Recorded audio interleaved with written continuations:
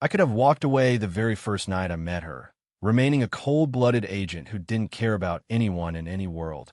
Instead, I let myself be moved by her smile and her plea to stay alive and keep fighting, and I chose to carry the weight of her dreams and her pride on my own shoulders. She never realized that when she pushed me into that operating room and grabbed the lead surgeon, I actually believed for a fleeting moment that she was there to rescue me. It was only when I heard her scream, "You have to save him," instead of "stop this," that the truth finally hit me. I was never the leading man in this story because the role of the protagonist in her heart had always been written for someone else. "Olivia, this isn't the way to the chapel, is it?" I asked, keeping my voice steady as I watched the unfamiliar Chicago streets blur past the passenger window. My fiancée, Olivia Sterling, visibly flinched, and her grip on the steering wheel tightened until her knuckles turned white. She managed to force a faint smile, reaching over with one hand to grab mine in a desperate gesture of comfort. "Lucas, honey, don't let your mind wander. Are these just pre-wedding jitters?" she asked, her voice sounding forced and artificially light. "We have been planning this ceremony for months, so where else would we be going but the chapel?" I didn't say anything at first, choosing instead to just study her face. She had never been a good liar, a fact I had learned all too well during my 7 years in this world while on this assignment. Whenever she got anxious, she would bite her lower lip, a small habit she wrongly assumed went unnoticed by everyone. Right as I finished my question, I heard the sharp click of the central power locks engaging, as if she were afraid I might suddenly pull the handle and jump from the moving car. This move didn't surprise me at all, and it actually gave me a strange sense of closure. I reached into my pocket for a crumpled pack of cigarettes, pulled one out, and sparked my lighter with a crisp flick of my thumb. I took a deep drag, letting the familiar and bitter smoke fill my lungs, which made my thoughts feel clearer than ever before. "Olivia, I spent 7 long years pursuing you before I finally won you over, so there's really no reason to start lying to me now." I exhaled a thick cloud of white smoke and spoke softly, my voice laced with a hint of self-deprecation. "It is pointless to pretend. I already know you are taking me to the clinic to see Jerry Cole for a heart transplant." The mere mention of Jerry's name felt like a heavy blow to the chest. She slammed her foot on the brake pedal, causing the car to screech to a halt in the middle of the street, nearly causing a pileup with the cars behind us. Her extreme reaction was exactly what I had expected from her. After all, Jerry was her first love. He was the man she had almost married years ago. It took a long moment for the color to return to her face, and when she finally managed to smile, it looked more painful than a sob. "Lucas, things between Jerry and me ended a long time ago, and he is just a part of my past. Right now, all I want is to be with you, so please just believe me." She was a decent actress, but her eyes kept darting around the cabin, refusing to meet mine.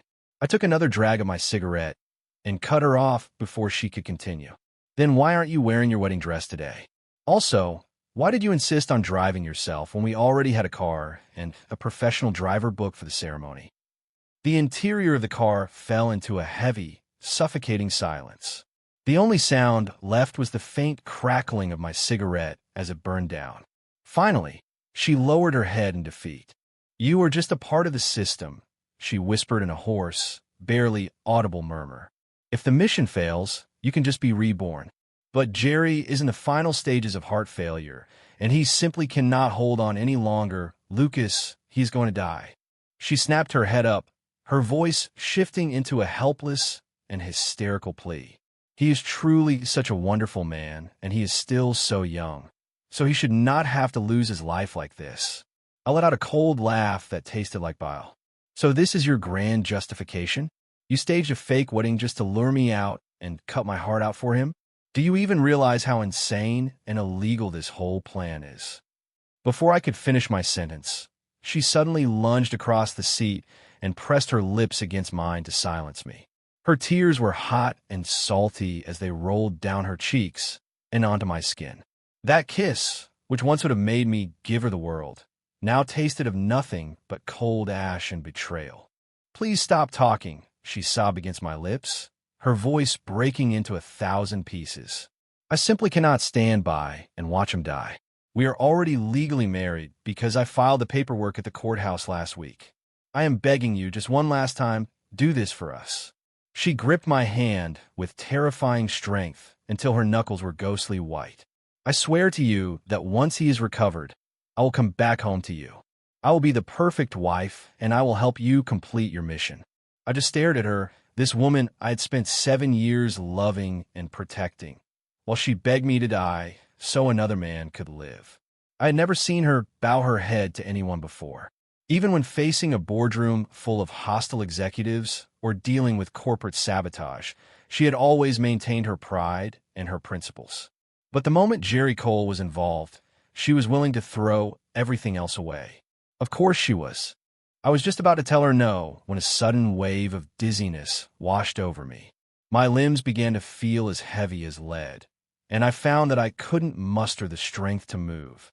Olivia's expression shifted into something dark, yet tinged with a tragic sense of triumph. "Stop struggling, Lucas," she whispered softly. "I put some crushed sleeping pills in your coffee this morning. I didn't have a choice because I have to save him." As soon as she finished speaking, she floored the accelerator and the car surged forward. We sped away from the chapel and the life we were supposed to start together, racing toward a conclusion that she had decided for me on her own. When I finally opened my eyes again, I was lying in a dilapidated private hospital. The air was thick with the stinging scent of rot mixed with heavy industrial disinfectant. This was clearly an illegal underground clinic, the perfect place for black market organ harvesting. Several figures wearing surgical scrubs and masks surrounded me, efficiently strapping me down to a gurney. "Miss Sterling, I'm glad you finally made it," one of them said, his voice muffled by his surgical mask. Mr. Cole's vitals were extremely unstable just a moment ago, and we almost lost him. Olivia's face turned deathly pale as she completely forgot that I was a living, breathing human being and not just a heart donor. She rushed right past me and burst through the door into Jerry's room. A moment later, I heard her let out a sharp cry of distress. The orderlies wheeled my gurney inside, and I saw her clutching the hand of the man in the bed. He looked terrible. His skin was waxy, and his breathing was shallow, making him look like a hollow shadow of the man I had seen in photos. "Jerry," she sobbed, calling out his name in a broken voice. "How did you get this sick?" She looked as though her own heart were being ripped out her chest. "It is going to be okay now, I promise. Everything will be fine because you're going to get a new heart very soon." Jerry struggled to form a faint, almost invisible smile as his weak fingers stubbornly hooked around hers. "I knew you would come for me, Olivia, and I knew you would never leave me behind." Strapped securely to the surgical gurney, I watched this perfectly melodramatic reunion and couldn't help but let out a dry, cynical laugh. In her universe, Jerry Cole was the sun and the moon. So what did that make me? Was I just the reliable partner who paid the bills and solved all her problems? Or was I just a mobile blood bank and a collection of spare parts waiting to be recycled? I realized I would likely never get a straight answer.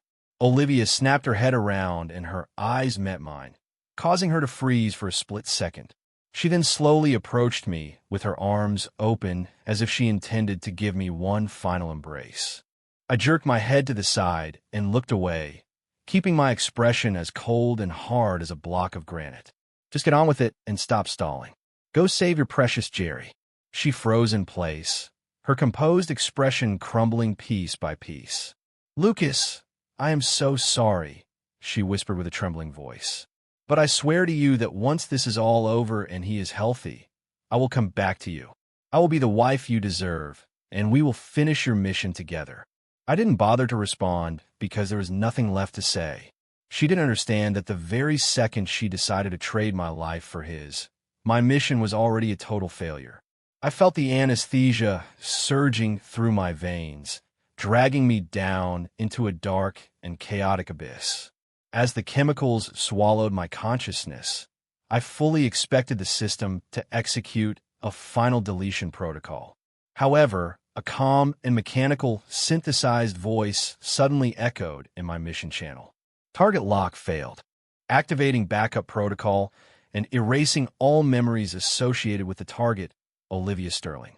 The system's judgment hung in the void, and it wasn't a death sentence, but a total wipe of my past. I was stunned into silence. In that moment, it didn't feel like a punishment at all, but rather a profound sense of relief. My consciousness was violently ripped from my physical body, and the last 7 years of my life began to flash before my eyes like frames from an old film reel. 7 years ago, I arrived in this world as a broken man.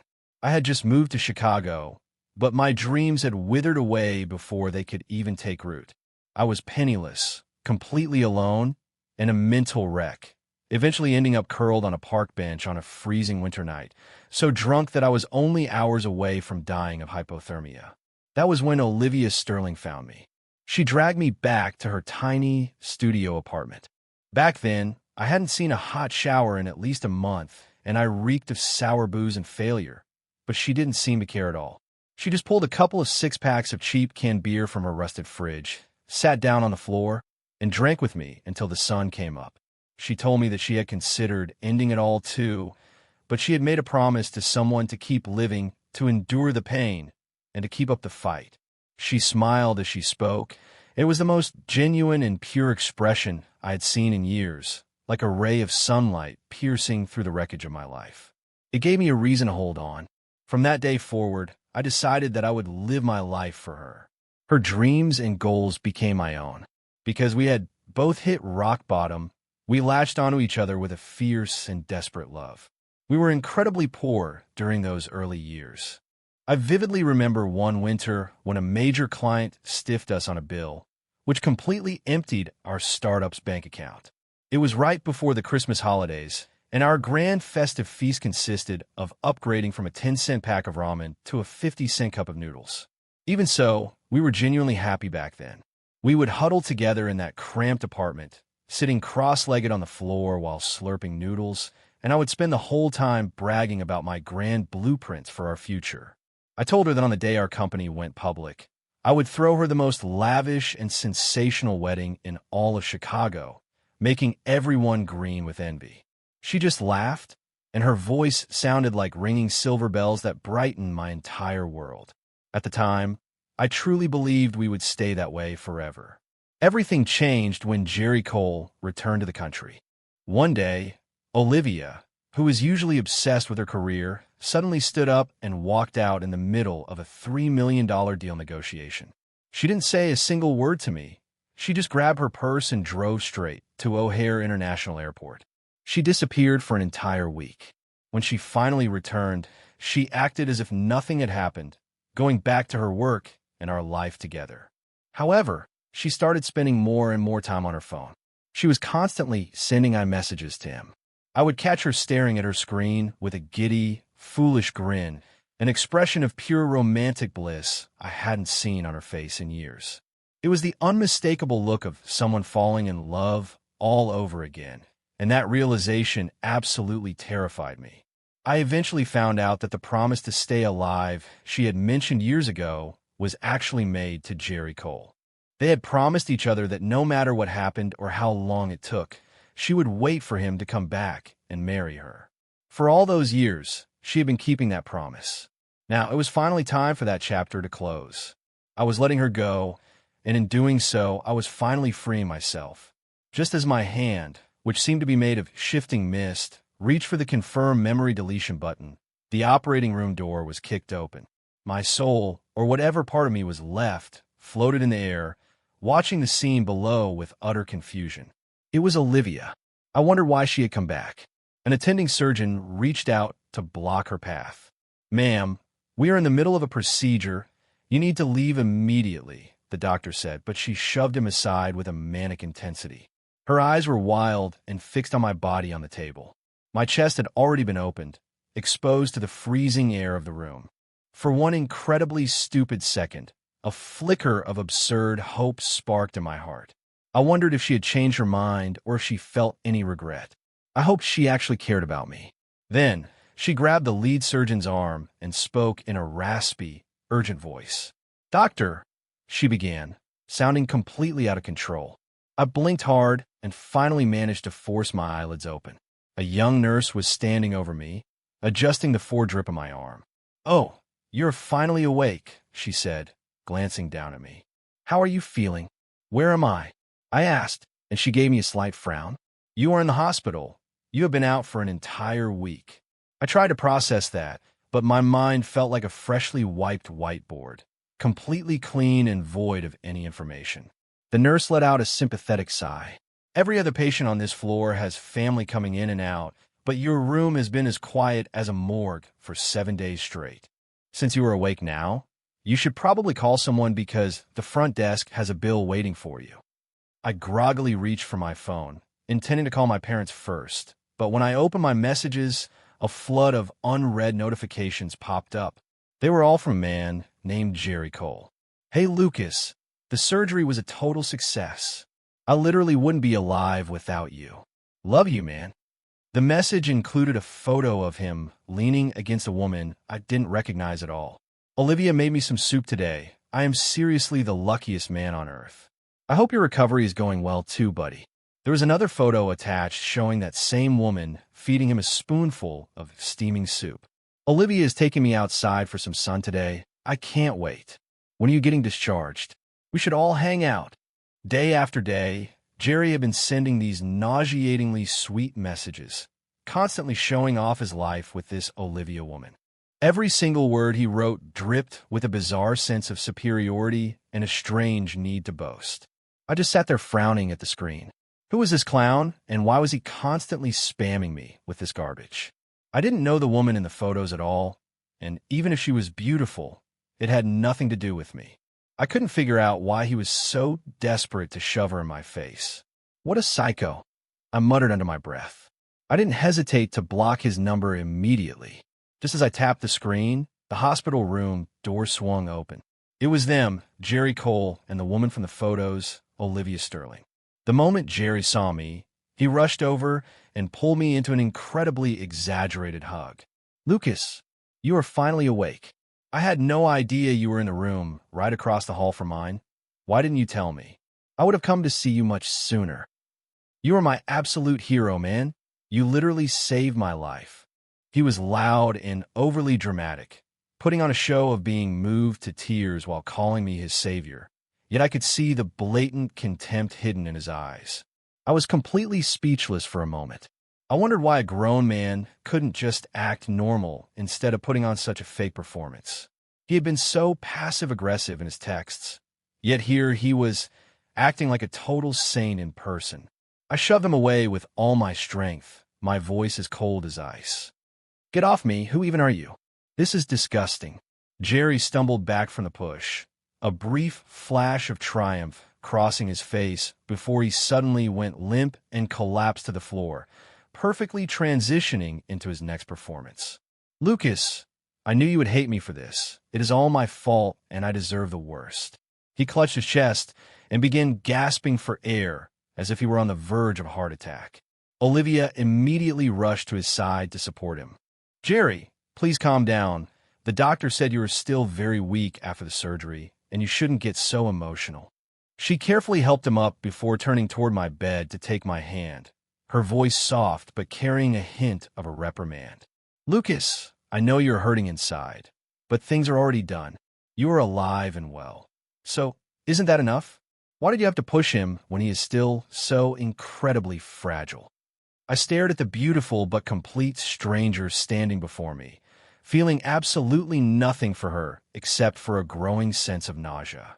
I wondered who she even was and if she was actually blind to what was happening. He had clearly thrown himself to the ground on purpose, yet she immediately assumed I was the one who had hurt him. As for being fragile, this supposedly weak man had been energetic enough to send me snarky selfies at 3 in the morning. So he seemed perfectly fine to me. Before I could even sort through the mess in my head, Olivia let out a sigh and squeezed my arm gently. "Honey, regardless of what happened in the past, it is all over now. I understand that you might not be able to forgive me right away. However, I came here today because I wanted to give you a wonderful surprise." She pulled a piece of paper from her purse and handed it to me with shining eyes. "Honey, I am pregnant. Didn't you always tell me how much you want a child? Well, your wish finally came true. Have you thought of any names yet? Also, we really need to reschedule the wedding ceremony quickly before I am too big to fit into my dress. I promise that this wedding will be even more grand than the one you originally planned. From now on, it will be just the three of us living together as a happy family. Don't you think? She said, resting one hand on her stomach while holding mine with the other, her gaze so tender she looked like she was staring at the love of her life. I violently yanked my hand back, my face contorted in disgust. A child? I scoffed. We barely even know each other. So how on earth could there be a child? Is this some new scam you invented to find a sucker to play father to your kid? The air in the room seemed to freeze instantly after I said that. Olivia just stared at me, her expression completely blanked by pure shock. "Lucas, what are you talking about?" she stammered, before her face slowly shifted into a look of supposed realization. She reached out to me again, her movements even more cautious than before. "Honey, you are still blaming me, aren't you? I know you are still incredibly angry with me, and you have every right to feel that way, truly. I promise that I will do anything you ask of me just to make it up to you." Her performance was only making me more irritated. I roughly shook off her hand and told her once again that I didn't know her and she needed to get out of my way. Jerry saw his opening and shuffled a few steps closer, putting on a face that looked both agonized and supposedly sincere. "Lucas, buddy, please don't be like this. This whole situation is entirely my fault. If I hadn't come back so suddenly and put Olivia in such a difficult position, you two would already be happily married. You should put all the blame on me, and I will take full responsibility for everything. If it would make you feel better, I would even die right here for you." I knitted my brows together because every single word coming out of this guy's mouth was giving me a serious case of the creeps. "Are you out of your mind?" I asked, cutting him off with a frigid tone. "I've already told you that I have no idea who you people are. Are you both auditioning for some trashy daytime soap opera? Let me be clear, don't try any of your games on me, because you aren't getting a single dime. Get out of my sight right now, or I am calling security." Olivia tried to reach out to help me, but I ignored her and pushed myself up from the bed. The moment I exerted any effort, a searing, tearing pain exploded in my chest. I looked down to see that a hideous 6-inch incision had ripped open, and blood was rapidly soaking through my hospital gown. I frowned deeply, wondering how I could have possibly sustained such a horrific injury. I searched my mind for an explanation, but all I found was mental static and a complete void. "What the hell happened to me?" I muttered. Olivia saw the blood, and her eyes immediately welled up with tears, though she stubbornly refused to let them fall. Her hand shook as she reached toward the wound, only to stop herself mid-air as if she were terrified that touching me would cause even more pain. "Lucas," she whispered in a raspy voice that was thick with suppressed sobs. "I know that you hate me for what I did, but there is really no need to pretend that you have amnesia." Her voice was so frail it sounded like it might shatter, and the sadness in it was almost suffocating. "You just came out of surgery, so you need to stay in bed and let yourself heal." She bit her lower lip hard as her eyes grew even redder. "Once you are feeling better, I will do anything you want. I truly mean anything." She looked at me with an expression so sincere it was almost prayerful, and I suppose anyone else would have softened toward her. All I felt was a wave of pure disgust. I wondered if this was their new script, a carefully choreographed play designed to scam me. They were certainly committed to their roles. I let out a cold snort, shattering the loving look on her face. "Save it. I have classes to get back to, and if I fail and have to retake them, are you going to go to school for me?" I shot her an impatient glare and told them both that I didn't have time for their family drama. I tried to stand up once more, but the pain in my chest forced me to suck in a sharp breath. "Get out of my way now, or I'm calling the police." Olivia and Jerry exchanged a look, both appearing as though they had just been struck by lightning. I frowned at them. "What is it now? If you have something to say, just say it." Olivia swallowed hard, a new sense of hesitation appearing in her eyes. "Lucas, you are 27 years old," she said, watching my face intently for any reaction.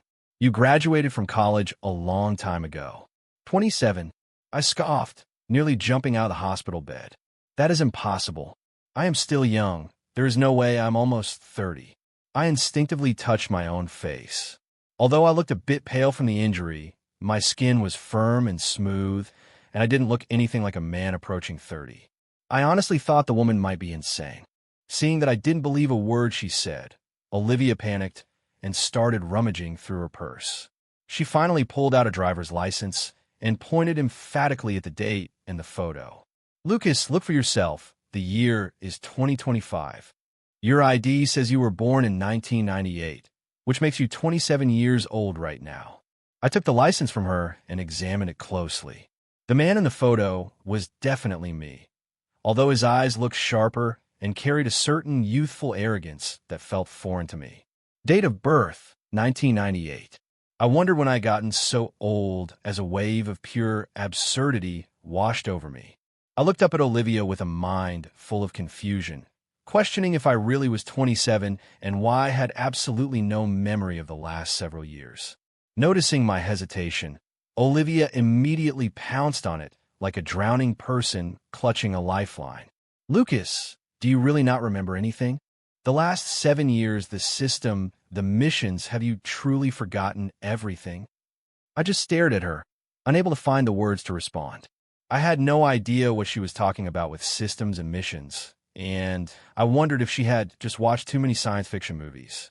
When she saw the total blankness on my face, Olivia's skin turned ghostly white as she realized the severity of the situation and ran out to find a doctor. A short while later, I was subjected to a battery of tests, including blood pressure checks, blood draws, and a CT scan. After hours of being poked and prodded, the doctor finally shook his head and concluded that I had likely suffered from severe psychological trauma leading to memory fragmentation and loss, for which there was currently no known cure. The doctor specifically warned them not to agitate me, as it might make my condition worse. Olivia broke down in tears right then and there, her face a map of grief. Jerry walked over to my bedside with a heartbroken expression, his eyes so red it looked like he had been punched in the face. "Lucas, man, I am so sorry," he choked out. "I never imagined that saving my life would cost you yours in this way. No matter what happens, I promise to take responsibility for you." I watched Jerry's terrible acting and felt nothing but cold amusement. I scoffed internally at his performance. Did this idiot actually think he was a good actor? It was honestly nauseating to watch. Olivia threw herself onto me, sobbing so hard she could barely breathe, claiming she was my wife and swearing to take care of me. I just shook my head, my voice completely flat. I don't have a wife. If I actually had one, there's no way I would have been left alone in this hospital for an entire week with such a severe injury. Olivia was caught off guard by the question and couldn't find an answer. Jerry immediately seized the opportunity to double down on his fake warmth. "Olivia, don't lose hope. As long as we take good care of Lucas, there's a chance his memory will come back slowly." After saying that, he picked up a bowl of hot soup from the nightstand and made a show of trying to feed me. However, I clearly saw his eyes flick toward the incision on my chest with a malicious glint. He was obviously up to no good. Sure enough, a second later, Jerry suddenly tripped and lunged toward me, clearly intending to accidentally pour the scalding hot soup directly onto my open wound. I felt a cold smirk touch my lips. Did he really think it would be that easy to hurt me? In the blink of an eye, I grabbed the pillow from behind my head and used it as a shield. There was a loud splash as the hot soup soaked into the fabric, spraying everywhere. The ceramic bowl shattered on impact, and the shards sliced into Jerry's hand, causing blood to spurt out. He let out a sharp cry and hissed in pain. This sudden turn of events left Olivia completely stunned, as she clearly hadn't expected things to go this way. Soup was splattered all over the floor and the pillow, filling the room with the smell of chicken broth. She didn't even glance at the mess, instead throwing herself toward Jerry to check on his bleeding hand. "Jerry, are you okay? How bad is it?" she asked, her voice dripping with concern. She tenderly held his hand to examine the cut. Watching this scene caused a knot of irritation and anger to tighten in my chest. That man just tried to pour scalding soup on my surgical wound. He is a literal ticking time bomb. I spoke with a voice so cold it could have induced frost. Whatever happened to him, he deserved it. At my words, Jerry's eyes immediately reddened again, and he began to sob, fully committing to his role as the pathetic victim. "Lucas, buddy, I was just trying to bring you some soup," he whimpered through his tears. "I'm still recovering from my own surgery, and my hand was shaking. I'm just so clumsy and useless. I am so sorry." While he was crying his eyes out, I noticed him stealing glances at me to gauge my reaction. I just stared at him, thinking that he was seriously disturbed. It was pathetic to see a grown man acting like a delicate, wilting flower. Before Olivia could say a word, I rolled my eyes and gave him a piece of my mind. Do you have absolutely no control over your own limbs? You can't even hold a bowl of soup. In a room this small, you just happen to fall exactly in the direction of my chest incision. Do you actually believe that coincidence? Or do you just think everyone else is a complete idiot? Do you really think this amateur performance is convincing? Every word I spoke hit Jerry right where it hurt. His face went from deathly white to a deep purple, and he couldn't even form a coherent sentence, clearly stunned that I called him out so bluntly. After a long, awkward silence, he opened his mouth to spin another lie. I really didn't mean to. But this time it was Olivia who cut him off. That is enough. We are done for today. Her voice was eerily calm and devoid of emotion, as if she had suddenly switched off her feelings. My heart sank because I assumed she was about to defend him again. I was ready to argue back, but her next words caught me completely off guard. She turned to Jerry with an unprecedented look of seriousness on her face and spoke with a firm, unquestionable tone. "Jerry, I think it is best if you leave now." Olivia's tone left no room for debate. Jerry just stood there frozen, staring at her as if he couldn't believe what he was hearing. "Olivia, he started to protest, but then a flicker of understanding crossed his face. He forced a stiff smile that looked more like a grimace, gave a cold nod, and walked out of the room. However, the moment he stepped out the door, I caught the look he threw my way. It was filled with pure venom and resentment. It was obvious that this was far from over as far as he was concerned. Fine, let him try something, because I am not someone he wants to mess with. The room fell silent again. The atmosphere between Olivia and me was so heavy it was hard to breathe, the awkwardness almost tangible. After a long while, Olivia seemed to gather her courage and looked up at me with eyes full of guilt. "Lucas, I am so sorry," she said, her voice so soft it was barely a whisper, as if she were afraid of startling me. I truly had no idea that Jerry's jealousy had reached such an extreme level. "I want to apologize to you on his behalf for what just happened." She paused for a moment, clearly trying to find the right words for what came next. "And as for you being here alone for so long, I only just found out about that. It seems all the notifications from the hospital were intercepted, and even our message history was blocked. I honestly thought you were just angry with me and didn't want to talk anymore. That is how things spiraled into this mess." Her voice trailed off as tears began to well up in her eyes once again. I listened to her explanation without feeling anything at all.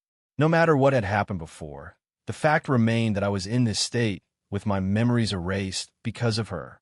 She had wounded me so deeply while constantly coddling and protecting Jerry Cole, and that alone proved that her love had never truly belonged to me. What was the point of a relationship like that?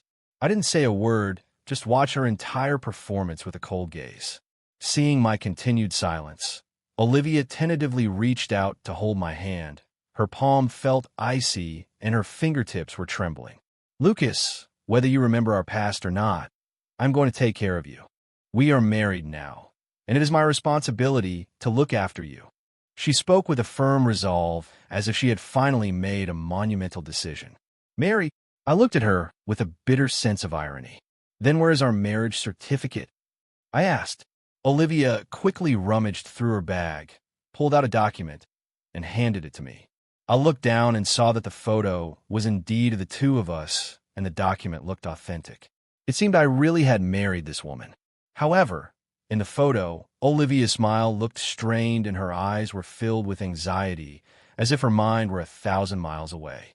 I couldn't help but wonder what had been wrong with my past self to make me marry such a clearly conflicted woman.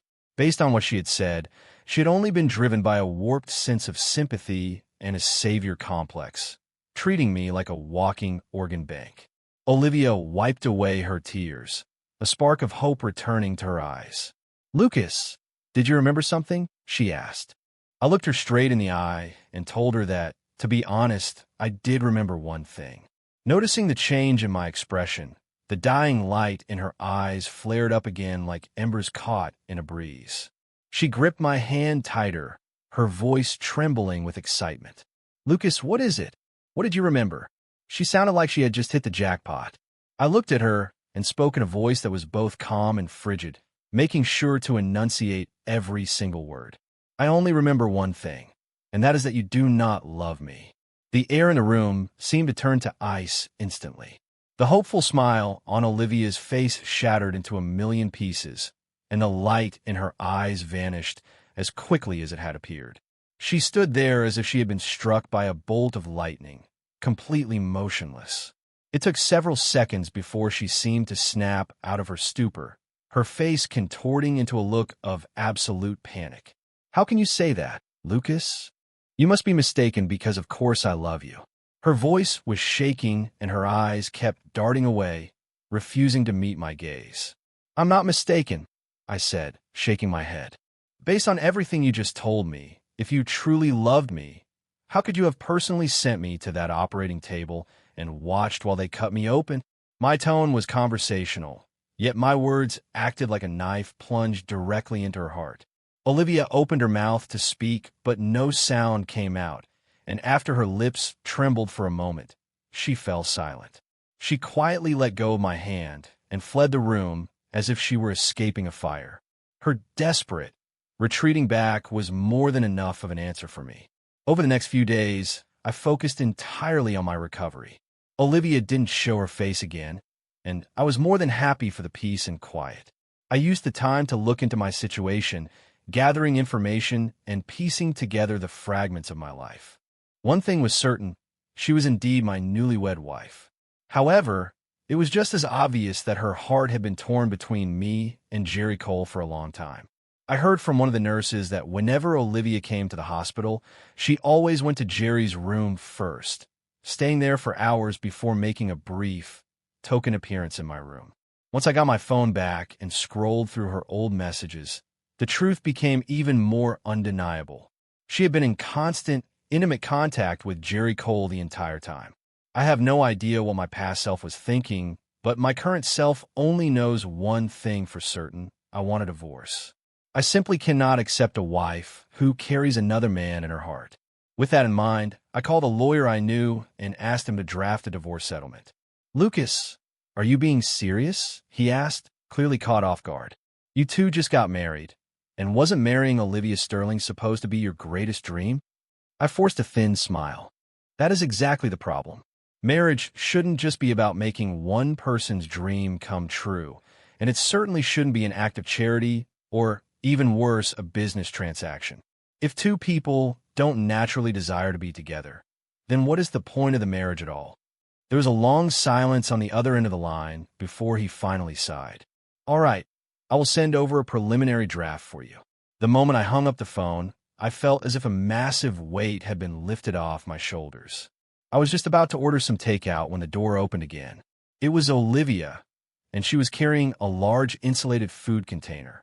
"Lucas, I'm sure you are hungry, so I made your favorite dishes, garlic butter shrimp, and that braised rib soup you love. It is very nutritious and will help you recover faster." She gave me a tender smile, as if our previous explosive conversation had never happened. I just glanced at the food on the table, but made no move to eat any of it. Olivia's smile wavered slightly at my lack of reaction. "What is the matter, Lucas? Did I do something wrong? Is the food not to your liking?" I shook my head and told her the food was perfectly fine. However, there's one thing. I have never liked oily food, and I actually detest stews. "So why exactly did you think these were my favorite dishes?" I asked, my voice cold and sounding like an interrogation. The smile vanished from Olivia's face, replaced by a look of clear panic and guilt. "That can't be right," she stammered. "Every time I cooked for you, no matter what it was, you finished every last bite and didn't leave a single drop of soup behind." I looked at her and felt a sudden wave of pity, not for her, but for the version of me that used to exist. "I don't remember that man," I said softly. "But did it ever occur to you that the reason he finished those meals was simply because you were the one who made them? Maybe he just forced it all down because you made it with your own hands, and he pretended to enjoy it just so he wouldn't disappoint you." Olivia froze in mid-motion and slowly lowered her head, letting her face be swallowed by the shadows. She remained silent. Seeing her like that made me lose my appetite completely. It was almost laughable to think about what kind of marriage we had, where we didn't even know each other's basic preferences, but were still performing the role of a loving couple. My past self had apparently rewritten his entire personality for this woman, forcing himself to become someone else entirely. I let out a soft, self-mocking laugh and thought about how pathetic it all was. I didn't want to continue the conversation, so I pulled back the covers, got out of bed, and walked out of the room, leaving her behind.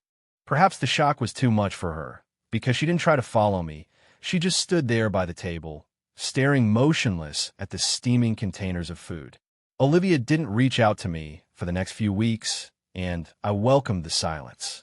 My body healed quickly, and as soon as I was discharged, I went straight back to the office and threw myself into my work. Even though I had lost 7 years of memories, my mind felt clearer than ever, almost like I had reverted to the sharp and focused state of my college days.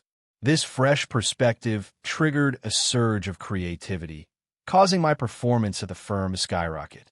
Just as I was settling into this new rhythm of life, I ran into Olivia one evening.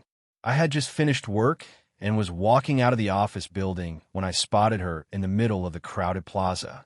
The plaza was filled with flowers and candles, with a sea of red roses looking garish under the darkening sky. As soon as she saw me come out, Olivia rushed over. "Lucas!" she cried out, her eyes red as if she had been weeping for hours. I spent the last few weeks reflecting on everything, and I realize now that I was horribly wrong. I have completely cut off all contact with Jerry Cole. She took a deep breath and told me that even if I didn't remember her, we could start over and get to know each other again. As she was speaking, something happened that made my skin crawl. She suddenly dropped to one knee and held up a single, perfect red rose. "Lucas, I love you. Please, just give me one more chance." She looked up at me with eyes full of desperate expectation. A crowd of passers-by quickly gathered around us, whispering and eventually starting to cheer. "What are you waiting for? Say yes to her," one man shouted, while another told me not to keep the lady kneeling too long. "Kiss her! Kiss her!" The crowd began to chant in unison. I just stood there as my expression grew darker by the second. Without saying a word to her, I simply turned around and walked away without looking back. Olivia was left frozen on the ground, seemingly unable to comprehend why I would reject her so coldly. At that moment, my colleague Mark, who had walked out with me, looked at her and scratched his head in confusion. "Olivia, you have been with him for 7 years, so how do you not know that he has a severe pollen allergy? He can't be anywhere near flowers." Olivia looked like she had been hit with a pause button as her face turned a ghostly shade of white. After a few seconds, she snapped out of it and scrambled to her feet, desperately chasing after me. "Lucas, wait. Please, just wait." She screamed my name, her voice cracking as she struggled to breathe while running. I stopped and turned to face her. She was panting heavily, her face flushed red from the effort and her eyes bloodshot with a mix of panic and despair. "Lucas, I am begging you. Just listen to my explanation." She gripped my arm with a desperate strength that was almost painful. I simply pulled my arm away, my expression remaining completely unchanged. "What is there to explain? Are you going to explain how you managed to spend 7 years with me without knowing anything about me?" "It isn't like that, Lucas," she cried out frantically. "I truly didn't know you were allergic to pollen because I never saw you have a reaction to anything." She was becoming incoherent as the words tumbled out of her mouth in a jumbled mess. "It is all my fault. I shouldn't have used the roses. I just wanted to give you a special surprise." I looked at her and felt nothing but a vast emptiness where my feelings for her. Monsieur, please, I asked. She claimed she wanted to surprise me, yet she chose the one thing that could send me to the hospital. Life was truly becoming farcical. Olivia, I said, my voice devoid of intent. I have already given my life for you once before. The version of Lucas who loved me. You made your choice the moment you stood by that operating table and chose Jerry Cole over me. So it is far too late for regrets now.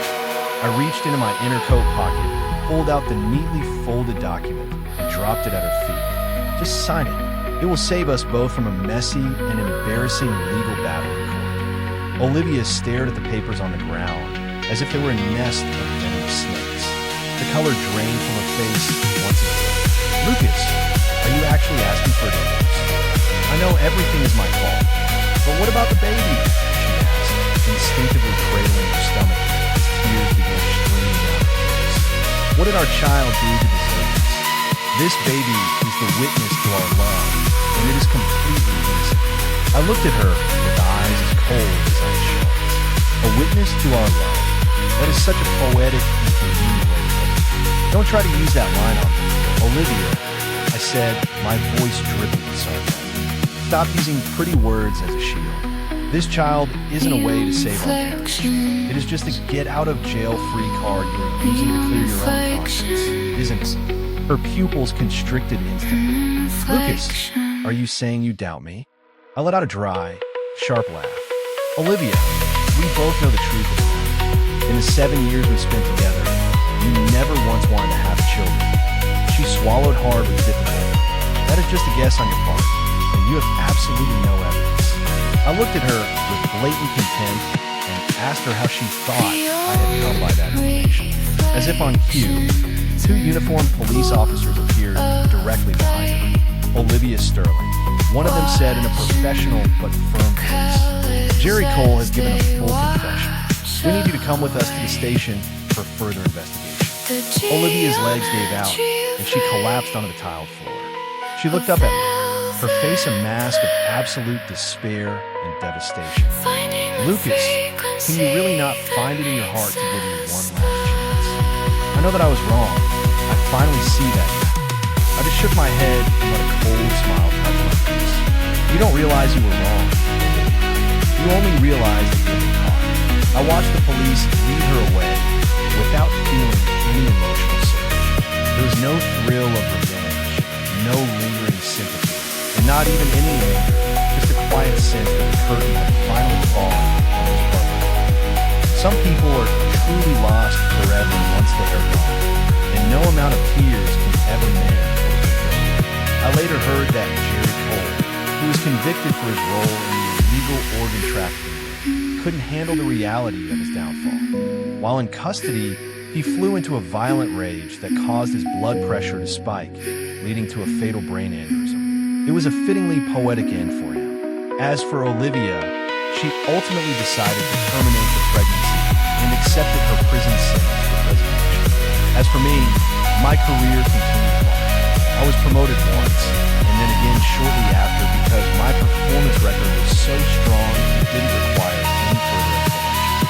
My future now feels clearer and brighter than it ever had been. A completely new path in life stretches out before me. And for the first time ever, it belongs entirely to me. In this story, I was never the protagonist. For the lines of code that defined the hero in her heart were written with someone else's name from the very beginning.